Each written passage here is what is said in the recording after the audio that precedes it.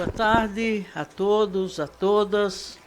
Eu quero saudar o presidente dessa comissão, esse jovem deputado, meu vizinho no Nordeste. Eu sou paraibana, ele é cearense. Então, valorizo também esse aspecto. E quero saudar também os membros que participam desse debate, dizer da oportunidade de que se esteja, nesse momento, discutindo nessa comissão, a requerimento do nosso presidente, esse tema que é a gratuidade do transporte público coletivo. E quero dizer meu interesse pelo tema, porque como prefeita de São Paulo, há 35 anos atrás, era um dos problemas mais graves, mais complexos e mais difíceis de solução que eu enfrentei como prefeita de uma cidade de 10 milhões de habitantes. Difícil dizer qual foi o problema maior que eu enfrentei, mas sem dúvida nenhuma, o transporte público coletivo e no paradigma que era adotado naquele tempo, e ainda hoje, que é a manutenção do serviço de transporte público coletivo sendo financiado pela tarifa. E não há nada mais inadequado, mais injusto e mais insustentável de uma política pública da importância que é o transporte público coletivo, tendo em vista a mobilidade que se faz absolutamente indispensável numa grande metrópole, convivendo numa região metropolitana bastante conurbada, onde os limites entre as cidades são artificiais, não existem de fato. Não eram apenas 10 milhões de habitantes que eu gerenciava, que eu governava, mas dentro de uma região metropolitana de 40 milhões de habitantes, e que transitam ainda hoje, sem dúvida nenhuma, de uma cidade para outra, a qualquer momento, o dia inteiro, pelo caráter conurbado daquela região, sobretudo na região metropolitana de São Paulo. Para enfrentar esse problema, eu contei com o trabalho, a dedicação e a competência de uma equipe dirigida, governada pelo secretário Lúcio Gregori. Eu aproveito, inclusive, para homenageá-lo, para agradecer a ele e aos seus companheiros de equipe de governo naquela época, que tiveram a capacidade de construir uma solução, mas que exigia, evidentemente, o apoio, a aprovação do Legislativo Municipal. E, lamentavelmente, eu governei aquela cidade de 10 milhões de habitantes com minoria na Câmara.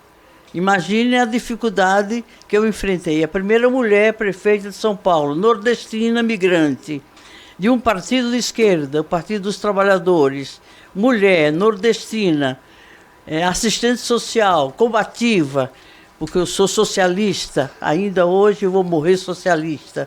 Imagine o que foi enfrentar o fato de ser eleita prefeita daquela cidade, governar com minoria na Câmara e com o Tribunal de Contas Municipal me perseguindo, porque os caciques da política paulistana quem indicava os conselheiros do Tribunal de Contas do município, que ainda hoje é o mesmo tribunal, e que se transformou num instrumento político contra a prefeita na época, no sentido de criar dificuldades, de dificultar ainda mais o trabalho dessa nordestina, que teve a ousadia de disputar o poder na cidade, não era individualmente, mas o seu partido, um partido rejeitado naquela época, muito rejeitado, nordestina migrante, expulsa pela ditadura militar do meu estado, a Paraíba. Gostaria de ter feito política lá, mas não consegui, porque fui expulsa pela ditadura militar, por ser aliada da luta dos trabalhadores rurais pela reforma agrária. Então, cheguei em São Paulo como assistente social, fui trabalhar nas favelas dos cortiços e, portanto, eu enfrentei o mesmo problema pelo qual eu fui expulsa da Paraíba, do Nordeste, que foi a questão da terra, lutar pela democratização do acesso à terra, lutar pela reforma agrária, a divisão da terra no campo, né? Contra o latifúndio e o direito ao acesso à terra dos trabalhadores rurais sem terra. Isso foi um crime inafiançável do ponto de vista da ditadura militar, e eu fui forçada a migrar e não houve outro destino senão São Paulo.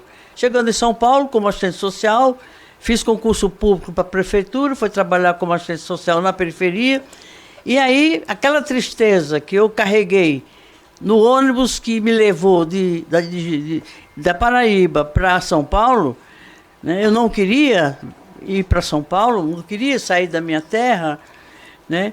Eu me dei conta de que a causa pela qual eu lutava estava ali também. Eu fui lutar com quem? Trabalhar com quem? Com os favelados, uma população que ocupava as terras urbanas, que também não estava dividida, como até hoje não está. Quer dizer, as reformas estruturais que precisavam ser feitas há muito tempo e que até hoje não se fez ou não se fizeram, foi a reforma agrária para dividir as terras do campo, para não obrigar o trabalhador do campo a migrar para os grandes centros urbanos e se amontoar nas favelas, nos cortiços, nos baixos de viaduto. E chegando lá, eu fui trabalhar nas favelas dos cortiços como assistente social. E quem eu fui encontrar lá? Os camponeses sem terra que migravam do Nordeste e de outras regiões do país, inclusive do interior de São Paulo, para a capital. E chegando lá, o primeiro problema que eles enfrentavam era não ter onde morar. E começaram a construir as favelas, os barracos, que foram se multiplicando, se amontoando e se ampliando, e que se tornou hoje um fenômeno, né, praticamente insolúvel, enquanto não se fizer a reforma agrária no campo, para que o camponês não seja obrigado a deixar sua terra e migrar para os grandes centros urbanos, e também a reforma urbana, que é a divisão da terra na cidade. Portanto, o problema da questão da terra tinha no Nordeste, onde eu lutei, e tem nos grandes centros urbanos, a cidade, inclusive, que a história e Deus me conduziram para governá-la, para administrá-la. E, sem dúvida nenhuma, um dos mais graves problemas que eu enfrentei diz respeito exatamente à mobilidade na cidade, né? E o sistema de transporte, né, mantido com tarifas pagas pelos usuários, né? Não há nada mais injusto do que numa cidade metrópole, como é São Paulo, o trabalhador que precisa se locomover, no mínimo, para ir e voltar para o trabalho, para não falar no uso dos serviços de saúde, do serviço de educação, de cultura, de lazer, e a convivência, né?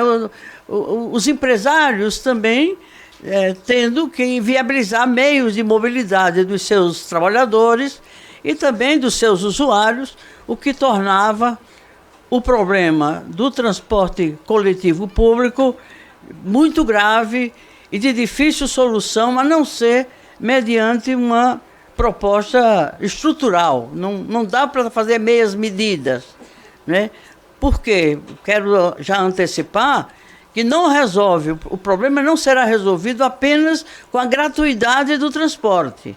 A gratuidade é um pré-requisito, né, do transporte público, mas há outras variáveis, há outros aspectos que estão implicados no paradigma do transporte público coletivo urbano, senão uma solução estrutural.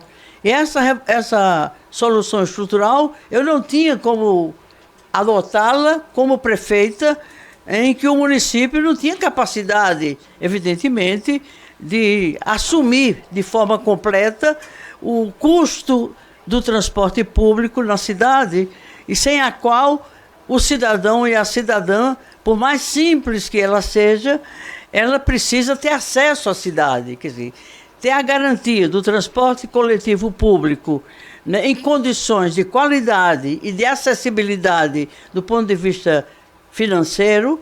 Não dá para deixar com o cidadão individualmente a responsabilidade por manter um serviço público muito caro, não é barato, e a capacidade do cidadão, o indivíduo, né, bancar o custo desse serviço é, no mínimo, injusto, já que todos se beneficiam de um transporte público coletivo urbano, que é quem transporta os sujeitos que produzem a riqueza, que dividem e que distribuem a riqueza, e que dá acesso a 10 milhões de habitantes aos serviços e à vida da cidade, ter acesso à cidade. O direito à cidade supõe a capacidade da pessoa se movimentar na cidade, se locomover na cidade.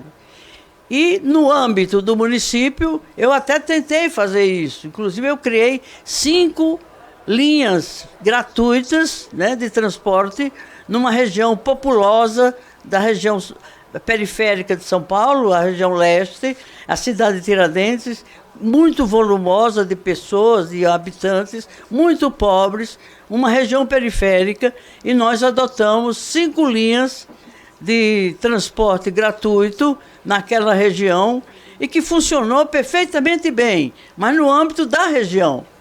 Isso supôs uma destinação de um volume de recursos que a cidade não dispunha para adotar esse sistema na cidade como um todo.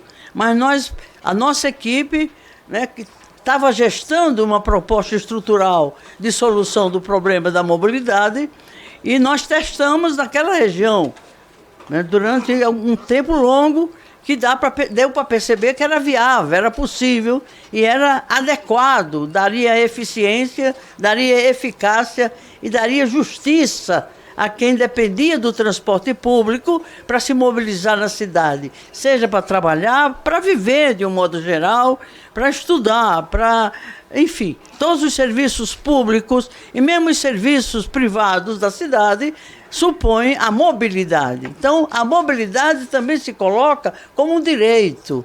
Um direito. Bom, como prefeita não deu tempo, nós avançamos na proposta que a nossa equipe gestou, com muita competência, com muita capacidade e com muita precisão naquilo que foi previsto. Hoje os técnicos reconhecem e o modelo ainda de referência é aquele que o Lúcio Gregório e a sua equipe, ele como secretário de transporte no nosso governo, conseguiram construir, mas financeiramente era impossível que mesmo a cidade do porte de São Paulo tivesse condições de bancar 100% a gratuidade da mobilidade na cidade. Terminou o nosso governo, né, e eu vim para a Câmara Federal, a Câmara dos Deputados, como deputada federal, e aí eu entrei com uma proposta de emenda constitucional, a PEC 90 de 2011. Essa PEC eu encaminhei como deputada à luz do que eu tinha tido de compreensão do problema e da necessidade de dar uma solução estrutural a ele nos grandes centros urbanos. Entrei com a PEC, ela foi aprovada depois de 1, 2, 3 anos, e hoje o artigo 6º da Constituição Federal inclui, entre outros direitos sociais, saúde, educação, previdência, trabalho, enfim. Também tem o transporte público, o transporte coletivo. Hoje é um direito social. Você colocar na Constituição o direito, o reconhecimento de um serviço e de um bem como um direito social, obriga o governante, os governantes, o Estado, o poder público a bancar esse direito. É como o SUS, Sistema Único de Saúde, né, o sistema de assistência social, que são outros direitos sociais que constam do artigo 6º da Constituição e que incorporou essa medida como uma proposta de emenda constitucional de minha autoria como deputada federal nessa casa, pelo PSB na época. Pois bem, essa luta ela continuou até hoje. Eu continuo tendo a mesma consciência da importância desse serviço, que ele precisa ser resolvido de uma vez por todas, não pode bancar esse serviço com tarifa ou mesmo com subsídio, porque o subsídio no orçamento público tira de uma categoria de despesa para outra categoria. Se você tem que pôr mais recursos para transporte, você tem menos recursos para dar saúde, para educação, para saneamento básico, enfim, para moradia, etc, etc. Então, não se resolve o problema da mobilidade, que inclusive é uma lei. É uma lei de 2012, aliás, de 2012, exatamente. A lei da mobilidade é de 2012, a lei 12.587 de 2012 é uma lei posterior à PEC 90, que estabelece a mobilidade como um direito social também, como um direito social. Então, veja bem, se o transporte público coletivo urbano é um direito social, nada na Constituição 6, uma outra lei federal constitui base legal para garantir o direito à mobilidade, que se reforça, né, a necessidade do transporte ser um direito social gratuito, bancado pelo poder público, e isso aumentou ainda mais a pressão da sociedade na perspectiva de se conquistar concretamente, na prática, esse direito, né? Tem sido feito várias tentativas. No Brasil todo tem 128 municípios que já estão com a tarifa zero, não com o sistema único de mobilidade. É bom a gente diferenciar o que é a gratuidade da tarifa, que é um pressuposto para se garantir o direito ao transporte público coletivo urbano, né? Mas, para além disso, você tem que ter um sistema, assim como a prestação do serviço de saúde como direito social é um sistema, e um sistema democrático, um sistema universal, né? Que é, inclusive, mantido pelos 3 níveis de governo, ou seja, é um sistema nacional, universal, acessível a todos os cidadãos e cidadãs brasileiros têm acesso, pelo menos em tese, ao serviço de saúde público no país, né, por conta da existência do SUS.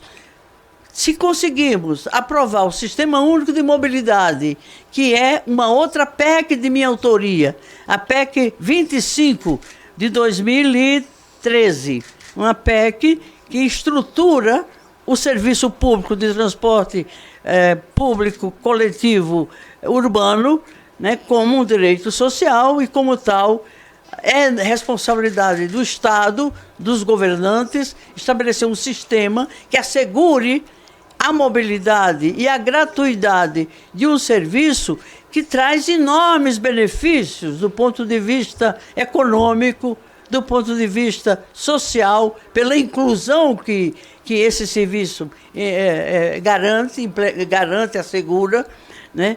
Além da questão ambiental. E eu, logo a primeira reunião que eu vim a essa reunião, eu vim para ela, exatamente, presidente, para ter mais um espaço de luta por essa causa.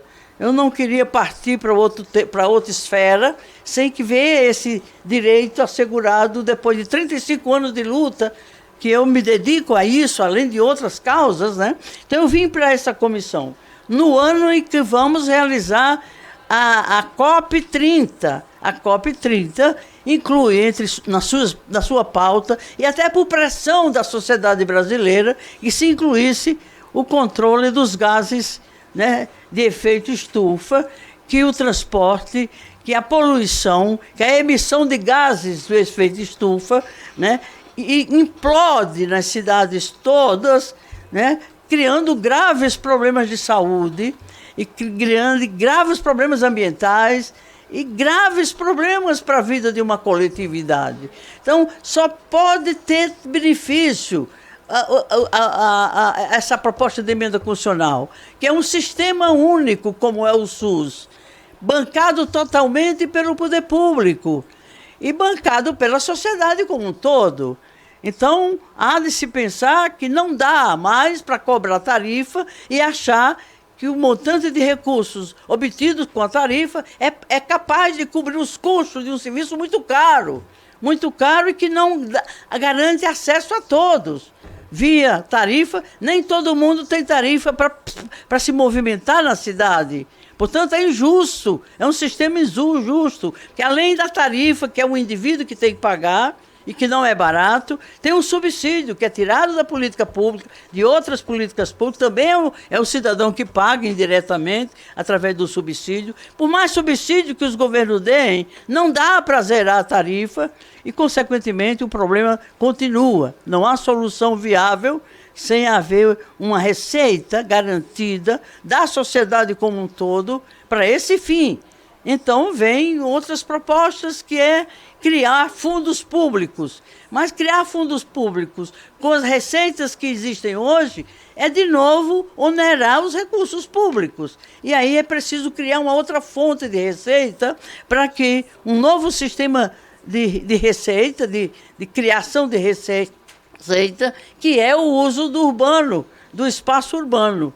O automóvel, o carro individual, ele usa o espaço urbano, desigualmente daquele indivíduo que usa o espaço urbano via ônibus. No ônibus cabe muita gente, portanto, pouco espaço urbano é ocupado pelos os sujeitos que se movimentam através de ônibus. Agora, o automóvel, muitas vezes, é só o motorista, e quando muito, uma pessoa com ele, usando um espaço público que é limitado.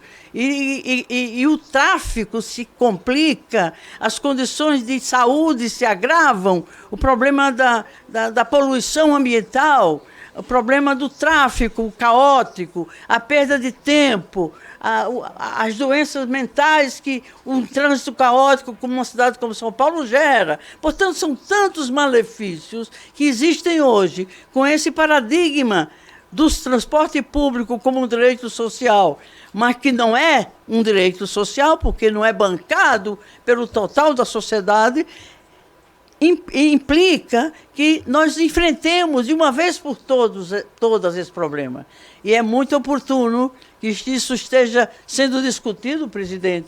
Eu cumprimento Vossa Excelência pela iniciativa de requerer essa audiência pública para que possamos, entre nós que aqui estamos, não só os convidados que vão nos ajudar a refletir sobre o tema, mas os convidados que aqui se encontram, que devem também participar desse debate. Esse debate ele tem que ir fundo, né, nas várias questões que estão postas em relação a esse tema. E há muitas cidades já criando a tarifa zero, mas nos moldes de quem não tem uma fonte a não ser tirar de fontes que já existem para outras políticas. Portanto, temos que enfrentar de uma vez por todas, como responsabilidade social da sociedade brasileira como um todo, há exemplo das experiências que já estão se dando, mas que não se resolvem, porque não se resolve só via transferência de recursos de uma categoria de despesa para outra no orçamento público, e temos que enfrentar essa questão de uma vez por todas. Além do que, os municípios, vários, dezenas, né, mais de uma centena no Brasil, e tem vários estados que têm várias cidades que já adotam o paradigma da tarifa zero, mas com limites. É claro que tem limites. A sustentabilidade do modelo vai depender, veja bem, se tem uma gestão que está bancando esse serviço, né, uma outra gestão que vier suceder pode não ter o mesmo compromisso com a política. Então, ela não tem sustentabilidade. É preciso ter uma solução sustentável, em que os meios financeiros de bancar o sistema existam. Um exemplo é bancar uma tarifa, cobrar uma tarifa do automóvel, do uso do automóvel individual ou uso do espaço urbano, né, através de uma contribuição que o empresário também deve pagar, em lugar de pagar a tarifa, o bilhete, ou seja,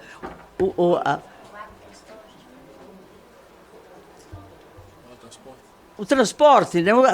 A tarifa do transporte que é paga pelo empresário dos seus trabalhadores, seja pago exatamente por quem mais usa o centro, o espaço urbano na cidade, portanto, e que deve pagar um percentual a ser definido em lei, né? E que seja justo, para que quem quiser usar o espaço urbano, ter o seu automóvel, usar o transporte individual, e não ser obrigado a usar o transporte coletivo, que pague por isso, que é essa contribuição que deve ser criada por lei, para que quem usar o espaço urbano deva contribuir, precisa contribuir. O Vale Transporte de hoje se transformaria numa contribuição para esse fim, né, para os que vierem a usar o espaço público, e dessa forma nós garantiremos sustentabilidade financeira a um sistema absolutamente justo, civilizado, democrático, acessível a todos, melhora a qualidade de vida, melhora a convivência entre as pessoas. Enfim, não dá mais para manter um sistema com tanta inconveniência que ele gera no dia a dia dos que vivem nos grandes centros urbanos, e cada vez a conurbação é maior.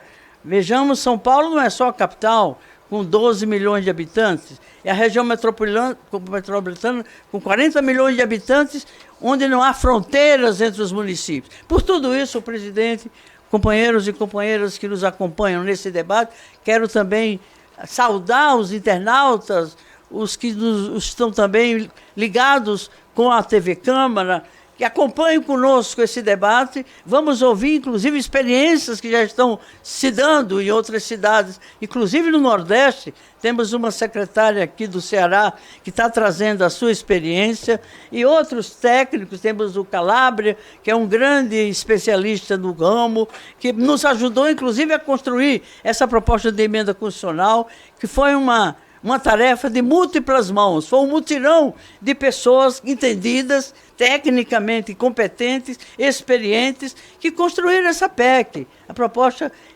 a PEC 25 de 2013, e que nós precisamos acelerar a votação dessa PEC. Eu peço o apoio dos internautas que nos acompanham, de vocês que nos honram com suas presenças nesse debate, agradecer aos que vêm contribuir para o debate e para a reflexão, que precisa ser aprofundada, precisa ser expandida, precisa ser socializada, para que toda a sociedade brasileira se dê conta de que é necessário dar resposta com implicações econômicas, com implicações sociais, com implicações ambientais, e aproveitar, inclusive, a realização da COP30 no Brasil. E eu, se eu fosse Lula, né, eu sou meio ousada nas minhas ações, eu faria isso, pegava Lula, garanta aí na COP30 que o Brasil vai implantar o paradigma da tarifa zero a partir da mobilidade urbana. Ele daria um chute, ele daria uma bolada, ele faria um gol extraordinário, como ele faz com outras políticas. Eu até provoco o presidente Lula, eu sou do tempo dele também, ele bem mais novo que eu, evidentemente, mas construímos juntos o Partido dos Trabalhadores, militamos juntos no movimento sindical, né? Construímos muita coisa juntos.